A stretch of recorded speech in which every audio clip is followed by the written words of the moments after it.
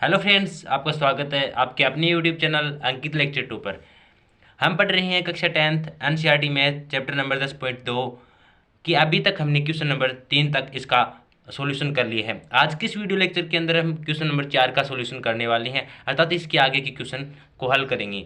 तो फ्रेंड्स चलिए स्टार्ट करते हैं आज का वीडियो लेक्चर बिना टाइम वेस्ट किए। तो देखिए फ्रेंड्स, क्वेश्चन नंबर 4 क्या कहता है कि सिद्ध कीजिए कि किसी वृत्त के किसी व्यास के सिरों पर खींची गई स्पर्श रेखाएं समांतर होती हैं। तो देखिए, सबसे पहले किसी क्वेश्चन को करने से पहले हमें उसकी लैंग्वेज अच्छी तरह समझनी होती है। यदि आपने क्वेश्चन को पढ़ते समय अच्छे से ध्यान से समझ लिया तो आपका आधा क्वेश्चन तो वही हल हो जाता है फ्रेंड्स।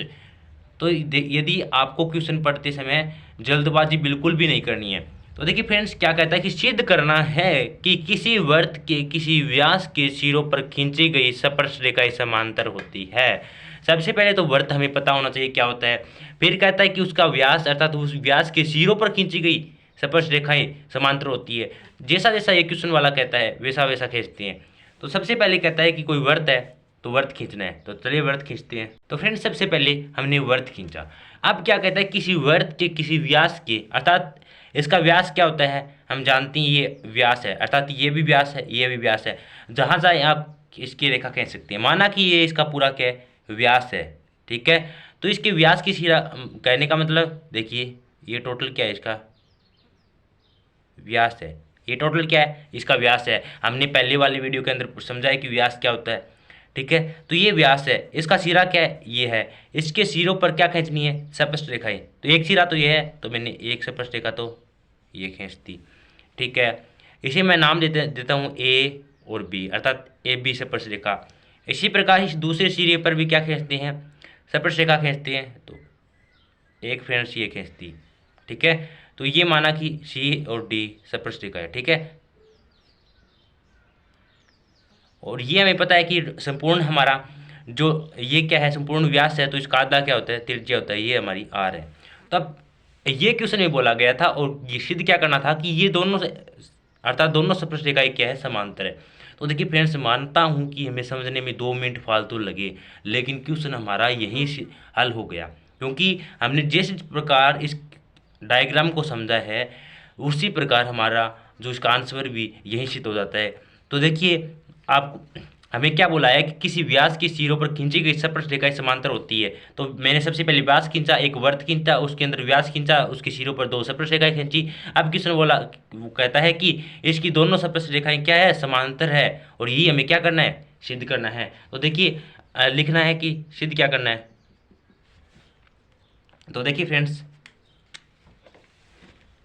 सिद्ध करना है,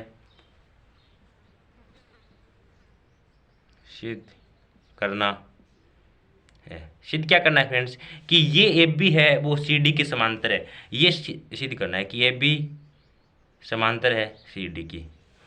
बस हमें पता चल गया है कि ज्ञात क्या करना है, क्वेश्चन में दिया क्या है। तो अब हमारे लिए क्वेश्चन करना बिल्कुल ईजी है। तो देखिए फ्रेंड्स, अभी तक हम जानते हैं कि यदि किसी वृत्त के केंद्र की त्रिज्या को उसकी स्पर्श रेखा से मिलाते हैं तो उससे बनने वाला कोण क्या होता है, 90 डिग्री। क्यों होता है, समकोण होता है। ये हमने कहाँ देखा था, ये हमने परिमेय 10.1 से जानते हैं। हमें आपको परिमेय 10.1 और 10.2 का अच्छा ज्ञान होना चाहिए, ठीक है। तो ये भी 90 होगा। क्यों होगा 90, क्योंकि किसी वृत्त के केंद्र से उसकी स्पर्श रेखा के त्रिज्या को मिलाने से बनने वाला कोण क्या होता है, 90 डिग्री। ये हमें थ्योरम 10.1 बताती है। तो हम लिख देंगे कि हम जानते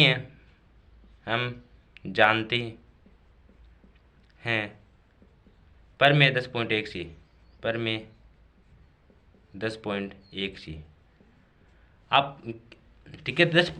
परिमेय 10.1 क्या कहती है कि यह कोण क्या होगा आपका, 90 डिग्री। अर्थात मान लो कि मैं इसे क्या दे देता हूँ नाम x और इसे क्या दे देता हूँ y। अर्थात यदि देखो ये O है, ये टोटल क्या है, ए बी है। ए बी पर ओ एक्स क्या है, लंब है ना। लंब का कहने का मतलब उस पर 90 डिग्री का कोण बन रहा है ना।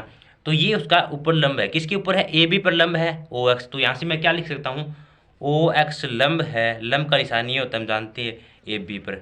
ओके, अब क्या कहता है, तो देखिए यदि ये लंब है तो हमारी थ्योरम क्या कहती है, कोण क्या होगा, 90 डिग्री। तो यहाँ से क्या लिख सकता हूँ मैं, कोण बी एक्स कोण बी एक्स ओ क्या होगा 90 डिग्री। तो कोण B X O is equal to 90 degree.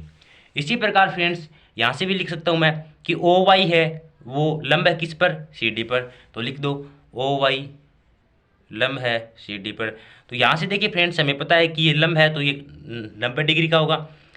तो क्या हो जाएगा फ्रेंड्स यहाँ से ओ वाई डी, कोण ओ वाई डी कितना हो जाएगा 90 डिग्री। ठीक है, ये क्या हो जाएगा 90 डिग्री। तो अब देखिए फ्रेंड्स आपको सिद्ध क्या करना है कि समांतर रेखा है, अर्थात यदि मैं इस कोण को और इस कोण को जोड़ दूं, मान लो कि एक बार देखो जोड़ देते हैं, क्या कोण एक्स और कोण वाई को क्या करते हैं जोड़ते हैं, अर्थात कोण बी एक्स ओ प्लस कोण ओ वाई डी को जोड़ते हैं तो कितना प्राप्त होता है। देखिए फ्रेंड्स बी एक्स ओ कितना है 90 डिग्री प्लस ये ओ आई डी भी हमारा 90 डिग्री, अर्थात कितना प्राप्त होता है 180। और 180 डिग्री का मतलब क्या होता है सरल रेखा। देखो 180 डिग्री का कोण बनाती है तो ऐसे ही बनाती हैं, कहने का मतलब ये क्या है 180 डिग्री है। तो अर्थात जब हमने दोनों कोणों का जोड़ दिया तो 180 अर्थात सरल रेखा ही, अर्थात यहाँ पे क्या है आसन कोण, अर्थात अंतः आसन कोणों का योग क्या है 180 डिग्री है। यदि इसके अंदर अंतः आसन कोणों का योग 180 डिग्री है तो यहाँ से हमें पता है कि जिसके अंतः आसन कोणों का योग क्या होता है 180 डिग्री अर्थात सरल रेखा होता है, तो वो रेखा क्या होती है समांतर होती है। तो आपका यहीं से आंसर आ जाता है। आपको लिखना है फ्रेंड्स, देखिए क्या लिखेंगे आप कि चूंकि एक ही और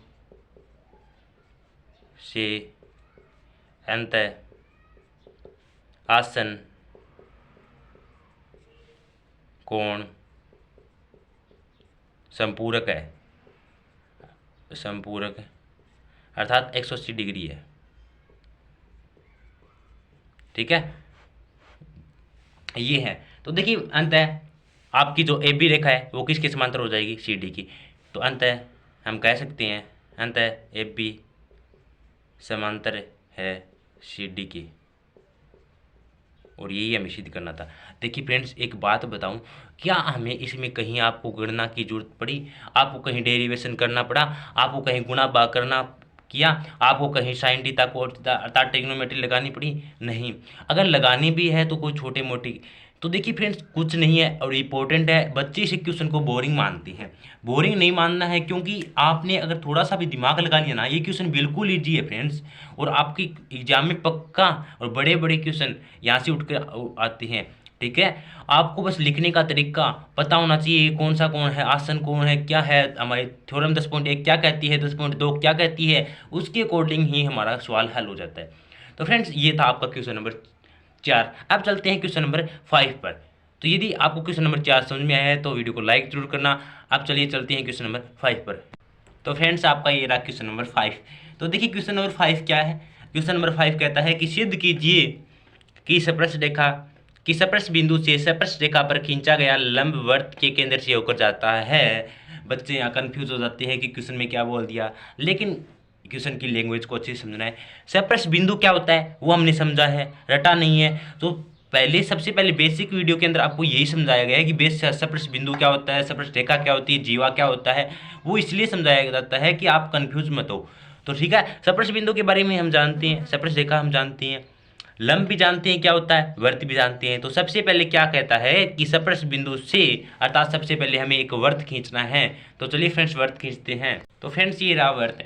तो देखिए सबसे पहले माना कि हमने वृत्त खींचा, फिर कहता है कि स्पर्श बिंदु अर्थात स्पर्श रेखा पर खींचा गया। इसके लिए हमें स्पर्श रेखा भी आवश्यकता होगी, अर्थात ये वृत्त है, इसके ऊपर कोई स्पर्श रेखा है हमें पता नहीं है, हम अपना मन चाहे वहाँ वह स्पर्श रेखा खींच सकते हैं।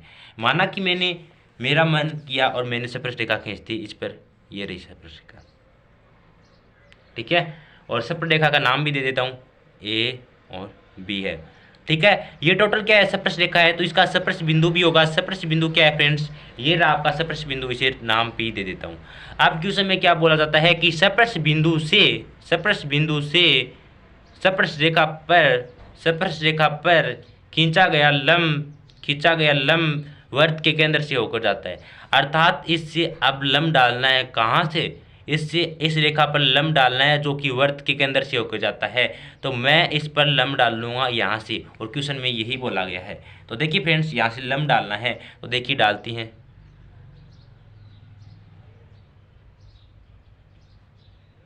अर्थात कहने का मतलब जो हमने लंब डाला वो वर्त के केंद्र से होकर जाता है, और यही इसमें सिद्ध करना है कि यहाँ से जब आप स्पर्शरेखा के किसी बिंदु से जब लंब डालते हो तो वह केंद्र से होकर जाता है, और यही बात हमें सिद्ध करना है।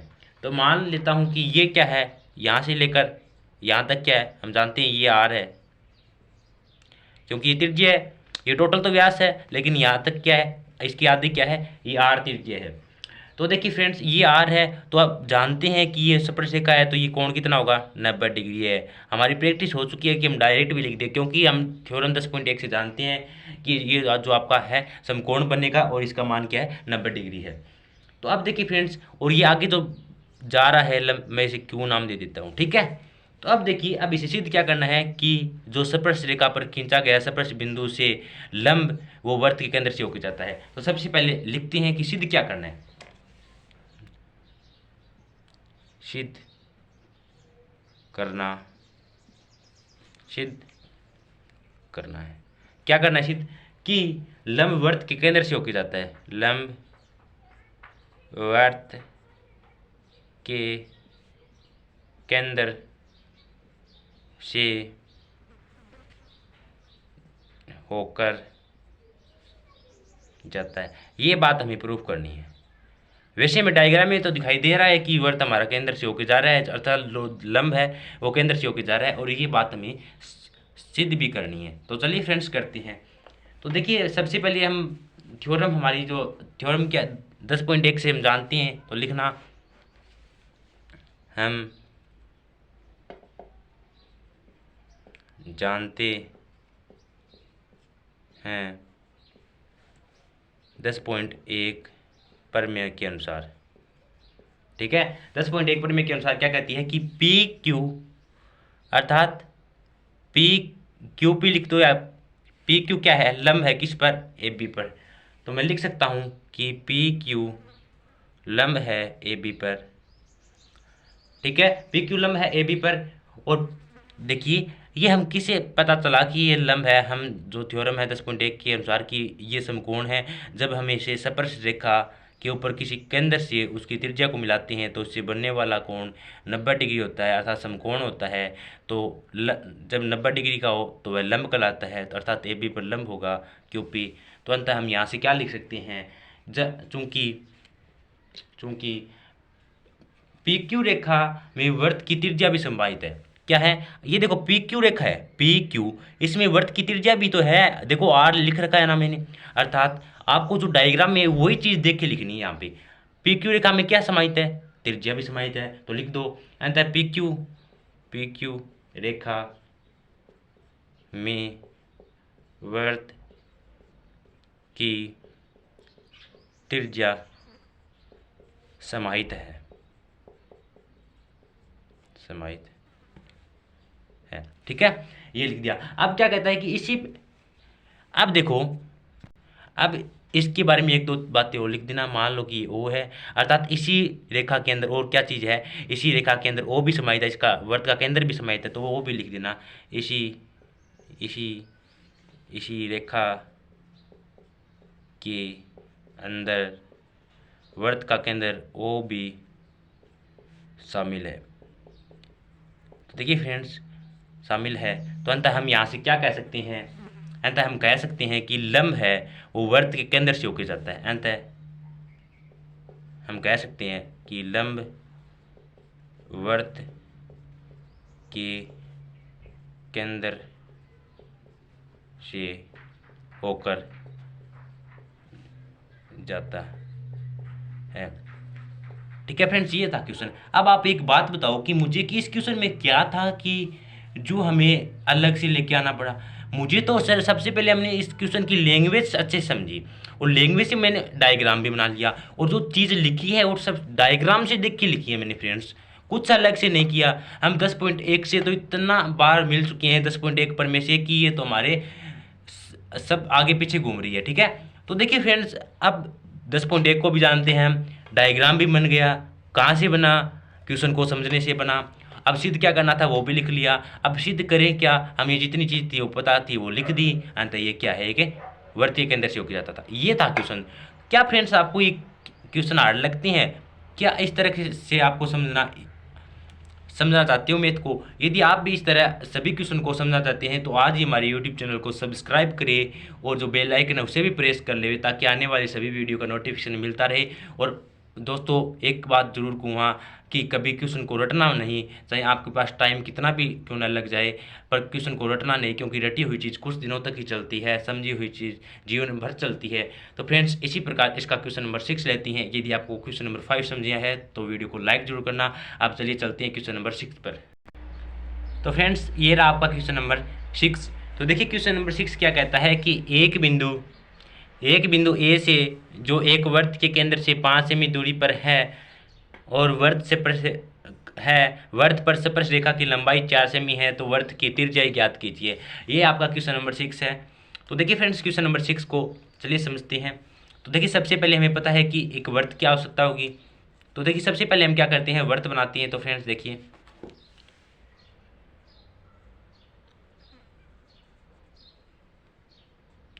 ये माना कि हमारा वृत्त है, ठीक है। अब जो क्वेश्चन में कहता है उसको समझना है। देखिए फ्रेंड्स आपको पता है कि मैं क्वेश्चन को समझने में ज़्यादा टाइम लगाता हूँ, इतना कि उसको आंसर करने में इतना टाइम नहीं लगता है। तो देखिए फ्रेंड्स हर एक बात पर इसलिए जोर दे रहा हूँ क्योंकि हर एक बात इंपॉर्टेंट है, आप इसे हल्के में मत लेना।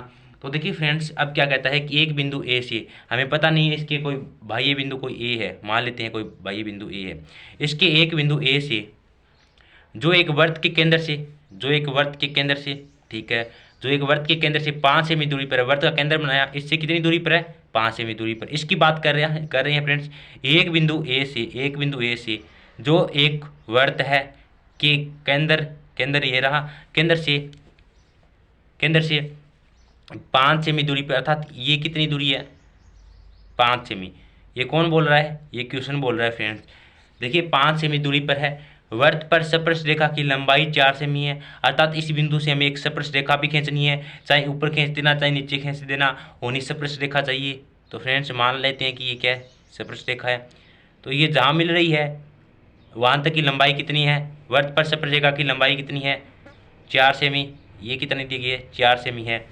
और हमें ज्ञात क्या करनी है? वृत्त की त्रिज्या ज्ञात करनी है, अर्थात ये वाली लंबाई ज्ञात करनी है। मान लेते हैं ये क्या है? ए है हमारा, और ये त्रिज्या आर है, ये ओ है, ये बी मान लेते हैं, ठीक है। तो फ्रेंड्स अब क्या ज्ञात करना है? आर ज्ञात करना है। क्या क्वेश्चन हार्ड था? नहीं था फ्रेंड्स, ऐसे क्वेश्चन पहले भी कर चुके हैं। आपको जब ये डायग्राम बन जाएगा तो इसके आंसर की फीलिंग आने लग जाएगी। जब आपने क्वेश्चन की फीलिंग लेना आरंभ कर दिया तो क्वेश्चन मैथ आपके लिए इतनी चुटकियों में सोल्व हो जाएगी।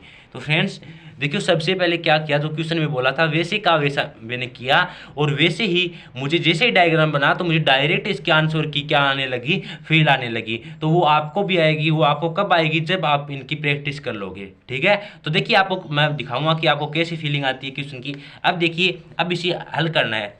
सबसे पहले देखिए फ्रेंड्स सिद्ध क्या करना है वो लिखो। सिद्ध क्या करना है? सिद्ध करना है, सिद्ध क्या ज्ञात करना है फ्रेंड्स वो लिखो। ज्ञात क्या करना है? ज्ञात करना है वृत्त की त्रिज्या। यदि आपको ये डायग्राम समझ में आया है तो फ्रेंड्स कमेंट जरूर करना कि हमें डायग्राम समझ में आ गया, ताकि मुझे भी पता चल सके कि आपको फ्रेंड्स मेरा समझाया हुआ समझ में आ रहा है नहीं आ रहा, ठीक है। तो देखिए हमें क्या ज्ञात करना है? वृत्त की त्रिज्या। तो देखिए फ्रेंड्स चलिए सिद्ध करते हैं। सबसे पहले क्या है? प्रमेय 10.1 है, हम जानते हैं, बहुत बार रूबरू हो चुके हैं 10.1 से। तो देखिए प्रमेय 10.1 से हम जानते हैं, क्या जानते हैं कि ये जब हमने वृत्त के केंद्र को जब उसकी स्पर्श बिंदु से मिलाया, जिससे बनने वाला कोण क्या होगा? 90 डिग्री होगा, ठीक है। 90 डिग्री है, अर्थात ओ बी लंब होगा किस पर? इस वाली रेखा पर, अर्थात ओ बी लंब है किस पर? ए बी पर। तो मैं यहाँ से लिख सकता हूँ ओ बी लंब है ए बी पर, ठीक है, तो अंत ये क्या होगा, 90 डिग्री है, ये क्या है, समकोण त्रिभुज है। तो हमें पता है कि थ्योरम 10.1 से हमें पता चल गया है कि ये क्या समकोण त्रिभुज है। तो अंत समकोण त्रिभुज बी ओ ए में, बी ओ ए में, ठीक है। तो बी ओ में क्या लगा सकते हैं, यदि समकोण त्रिभुज है तो पाइथागोरस प्रमेय लगा सकते हैं। तो समकोण त्रिभुज बी ओ ए में पाइथागोरस प्रमेय से, ठीक है, आप लिख देना। अब देखिए पाइथागोरस प्रमेय लगा सकते हैं। तो देखिए पाइथागोरस प्रमेय हम जानते हैं क्या होती है फ्रेंड्स, कर्ण स्क्वायर बराबर आधार स्क्वायर प्लस लंब स्क्वायर है। तो इससे भी हम बहुत बार रूबरू हो चुके हैं। कर्ण स्क्वायर बराबर आधार स्क्वायर प्लस लंब स्क्वायर, ये होती है, हम जानते हैं। तो देखिए अब हमारे पास हम ये भी जानते हैं कर्ण क्या है, क्या होता है, लंब क्या होता है, आधार क्या होता है। तो ये वाला हमारा कर्ण है, ये वाला लंब है हमारा, और ये वाला क्या हमारा आधार है। तो फ्रेंड्स देखिए कर्ण की वैल्यू क्या है, कर्ण स्क्वायर है, तो कर्ण क्या है, ये रहा, कर्ण की वैल्यू क्या है 5, तो 5 लिखिए। उसका स्क्वायर है तो स्क्वायर भी, बराबर का निशान है तो बराबर, आधार क्या है 4 है तो 4 का भी स्क्वायर, प्लस है तो प्लस, लंब की वैल्यू पता नहीं है आर अर्थात ज्ञात करनी है तो आर का स्क्वायर। तो फ्रेंड्स देखिए 5 की स्क्वायर 25 बराबर 4 की स्क्वायर 16 प्लस आर की स्क्वायर आर स्क्वायर। तो देखिए 16 इधर जाएगा तो प्लस का है, 16 इधर जाएगा तो माइनस का, तो 25 माइनस 16 बराबर क्या आ जाएगा आर स्क्वायर। 25 में 16 गया फ्रेंड्स 9 बराबर आ जाएगा आर स्क्वायर। तो यहाँ से देखिए फ्रेंड्स आर जब स्क्वायर हटाऊंगा तो इधर क्या लग जाएगा अनरूट, अर्थात 9 का अनरूट कितना होता है 3, तो आर बराबर कितना आ गया 3। और ये क्या आ गई मेरी वृत्त की त्रिज्या आ गई। और ज्ञात क्या करना था, हमें ज्ञात करना है वृत्त की त्रिज्या। तो फ्रेंड्स ये था आपका क्वेश्चन। तो देखिए अब देखिए मैंने बोला था कि आपको क्वेश्चन में फीलिंग आनी चाहिए, कैसे किस प्रकार आपको क्वेश्चन में फीलिंग आई वो देखो। देखो सबसे पहले मुझे डायग्राम बनते ही मुझे पता चल गया ये तो समकोण त्रिभुज है। ये तो मैंने आपको समझाने के लिए बोला कि थ्योरम 10.1 से तो पाइथागोरस प्रमेय है 90 डिग्री है, लेकिन मुझे जैसे ही डायग्राम दिखाई दिया मुझे कर्ण की वैल्यू मिल गई, लंब आधार की वैल्यू मिल गई, मुझे दिखाई दिया कि एक की है, तो मेरे दिमाग में आंसर तो डायरेक्ट आ गया कि 5 की स्क्वायर 25, 4 की स्क्वायर 16, 25 में 16 गया 9 का रूट 3। आंसर तो मुझे जब भी पता चल गया, लेकिन मुझे नंबरों के लिए ये प्रोसेस करनी पड़ती है। किसके लिए, मार्क्स के लिए।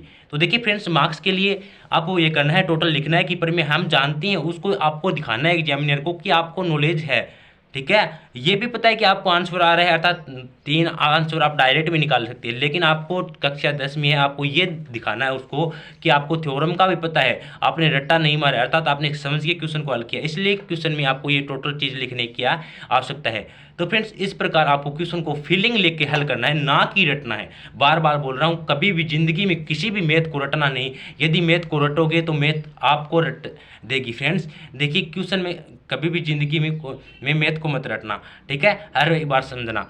तो फ्रेंड्स यदि आप भी इस तरह हर एक क्वेश्चन को समझना चाहते हैं तो आज ही हमारे यूट्यूब चैनल को सब्सक्राइब करें और जो पास में वीडियो जो बेल आइकन है उसे भी प्रेस कर ले, ताकि आने वाली सभी वीडियो का नोटिफिकेशन आपको मिलता रहे और आपकी पढ़ाई रेगुलर चलती रहे। तो फ्रेंड्स आज की वीडियो में इतना ही, इजाज़त दीजिए, मिलते हैं इस चैप्टर 10.2 के क्वेश्चन नंबर 7 के साथ, आगे के क्वेश्चन करते हैं नेक्स्ट वीडियो में। तब तक के लिए जय हिंद जय भारत।